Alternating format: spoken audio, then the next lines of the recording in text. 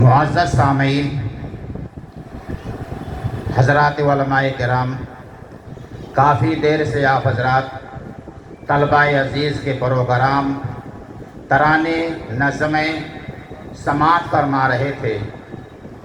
آج جو یہ پروگرام جمعیت العلماء ہند کے بینر تلے منعقد کیا گیا ہے، یہ در حقیقت ہمارے ملک کی آج یہ قومی عید ہے۔ جس طریقے سے ہم اپنا اسلامی تہوار مناتے ہیں، اسی جذبہ اور حوصلے کے ساتھ اپنے ملک کا قومی تہوار مناتے ہیں۔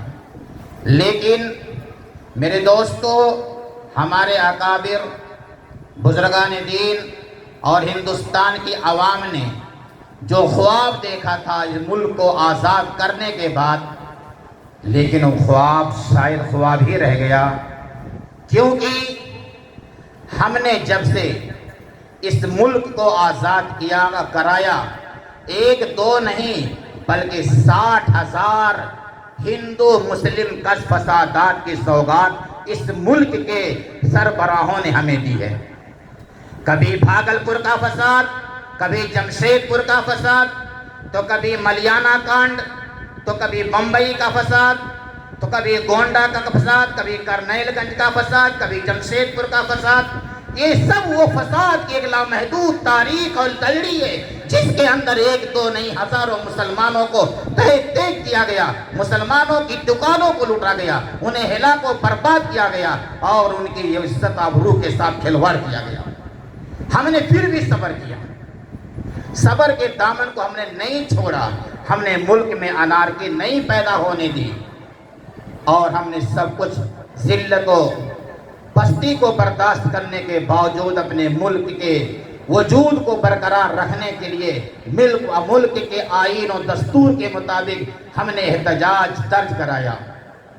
اور آج میں نوجوان نسلوں سے جو ہمارے سامنے یہ طلبہ کی جماعت بیٹھی ہوئی ہے، یہ کہنا چاہتا ہوں کہ ہم سے جس طرح گزری زندگی گزاری ہے، اے نسل کے مت والو اب تمہاری باری ہے۔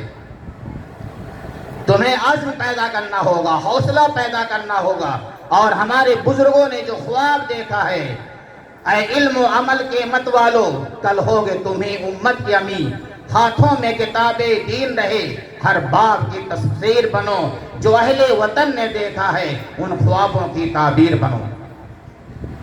اب تمہیں اس کشتی کے کھیون ہار بنو گے، اس ملک کی کشتی کو تمہیں ساحل پہ پہنچانے کی ذمہ داری تمہاری ہوگی۔ لہذا جس طریقے سے ہمارے اکابر نے، ہمارے بڑوں نے، ہمارے پرخوں نے اس ملک کو آزاد کرایا، اور آزادی کے بعد اس ملک کے اندر رہتے ہوئے اپنے خون، اپنی عزت، اپنی آبرو کو برباد ہوتے ہوئے، ملیہ میٹ ہوتے ہوئے دیکھا، پھر بھی صبر کیا۔ میرے دوستو، آج جو ملک کا آئین اور دستور اس ملک کی تحفظ کی ضمانت دیتا ہے، آج اس ملک کے آئین کو ختم کرنے کی سازشیں کی جا رہی ہیں، ملک کے آئین کو توڑنے کی باتیں ہو رہی ہیں۔ میرے دوستو، اگر کسی ملک کا قانون نہ ہو، دستور نہ ہو، تو وہ اس ملک کے اندر انارکی پھیل جاتی ہے۔ ہر ملک کے اندر اس کا دستور اس ملک کے تحفظ کی گارنٹی دیتا ہے کہ اگر کسی ملک میں کوئی قانون نہ ہو، سمویدھان نہ ہو، تو وہ ملک برباد ہو جاتا ہے۔ میرے دوستو، یہ ملک ہندوستان اس کا ایک حسین جمہوری نظام ہے، ایک آئین اور دستور ہے۔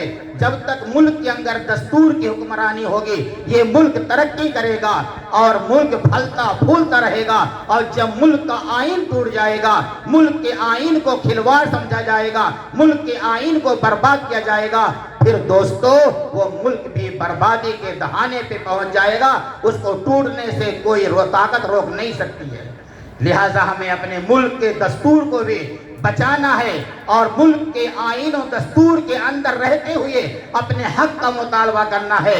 اور اگر ہمارے حقوق کی پامالی کی گئی تو میرے دوستو ہم ان باپوں کے سپوت ہیں جنہوں نے انگریزوں کے 100 سالہ اقتدار کو ختم کیا تھا.